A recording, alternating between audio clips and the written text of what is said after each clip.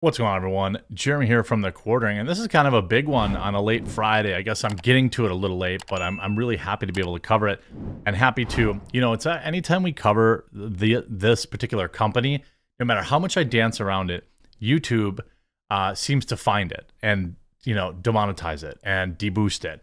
So I appreciate everyone always sharing, and these like kind of expose videos to Twitter and Facebook and stuff like that, because the story's got to get out there. So January 27th, about a week ago, PV uploaded a kind of a super big deal video where a particular employee of a very large drug company was saying some wild stuff about their product and how allegedly they may be creating a problem for mankind in order to sell us a solution. And that is allegedly, changing the coof into other forms and then generating a product to fix that. Real dark, real evil stuff. So on tape, no context required. The guy says it out there, right out loud. So they upload the video. Now, the video gets tens of millions of views on YouTube, tens of millions. I'm sorry, on Twitter, which for all of Twitter's problems, with free speech lately, I think that it's pretty curious. It's pretty curious that YouTube video only had like 800,000 views at the time that YouTube removed it. But YouTube removed their initial video due to a violation of the community guidelines. Here's a link where it used to be. Video has been removed, and they achieved a strike. Now, it was a little, as of, there are probably very few people more dialed in to dancing around and not saying violative stuff than me on this platform. It's a weird skill, but I've developed it over the years. They did have like a weird little claim that, was odd. That would have certainly would have violated it. But Rumble, for example, has the very same video up from 8 days ago. And I guess I don't know. It's got 662,000 views on Rumble, which is incredible given, it had 800,000 on YouTube at the time they took it down. So certainly would have been a couple million by now. But like, shout out Rumble. Rumble's really doing a lot. I mean, look at Friday Night Tights is live on Rumble right now. They have 3,000 people watching them. That's awesome. Like, Rumble is real. Rumble is legit. And it's because of stuff like this, right? Because YouTube does this kind of stuff. So then today, February 3rd, they uploaded a new video, which is a senior reporter for PV confronted the YouTube vice president and global head of trust and safety. Yikes. This is like their Yoel Roth, right? They find the guy on the street. Looks like he's out for a jog in the early morning hours, and they were waiting for him. And, well, they had a lot of interesting questions to ask, including how much money does that particular drug company spend with YouTube on advertising? And a wide variety of other questions. But now I don't know if I can actually play clips for you. So I'm going to have to relay it because 3 hours ago, Facebook and Instagram have just removed their video confronting YouTube's vice president of trust and safety, saying it was a, quote, violation of community standards on privacy and have threatened to restrict and disable our accounts. This is what I'm talking about with, all the problems with Twitter. Here the video is, and it's got 650,000 views. I'm sure it's doing well on Rumble too.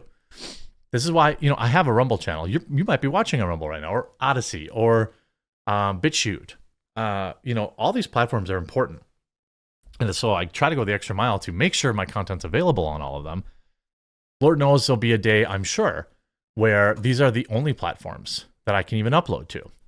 So they have this post goes against our community standards. No one else can see your post. But what? What community standards? We don't allow content that could lead to identity theft or might put someone at risk. So essentially what they're saying is, so government IDs, no. Bank accounts, no. Phone numbers and addresses, this is what it probably was. Email addresses and passwords. So in the video, you just look at my beautiful face here for a minute. So in this video, they show up in his neighborhood, which is probably why they might say, oh, people could figure out where the guy lives. Lots of really interesting questions. I'm sure that he was just out for his morning jog, and some people might have a shred of sympathy left, but with what we've found out through like the Twitter files and how all of these people seemingly work for the government or were working directly with the government to infringe on Americans' First Amendment rights, I've got a lot less sympathy for the individuals. And so there's, a situation going on here. I won't show it. Christian Hartsock, Project Veritas. Why did you ban his when he says this, he goes, like he just knows. our videotape of a Pfizer director talking about mutating viruses? Don't tell anyone this, though. You gotta probably don't tell you. Matt, you're the global head of trust and safety at YouTube. Why don't you trust the public with a matter that absolutely concerns their safety? None of these people ever talk, right? So I'm not showing the video so that it's not, he's walking next to him. It looks in the very early morning hours or in dusk. Matt, millions of people are going to see this videotape, and they're going to see your cowardice. They're going to see your absolute contempt for the public trust, and they're going to see your absolute disregard for public safety. Are you sure this is how you wish to portray yourself? Savage. Matt, be brave. Say something. It is weird that he just doesn't say anything at all. Like, what do you mean? Like, why? Just, you can't even, he's so afraid of getting sued or what? How much ad revenue does YouTube take in from Pfizer? Ooh, how much was at stake? That's a pretty big question, isn't it? And so, the implication here is that someone, maybe they spend, when you spend this kind of money, you get somebody on the line on the other end.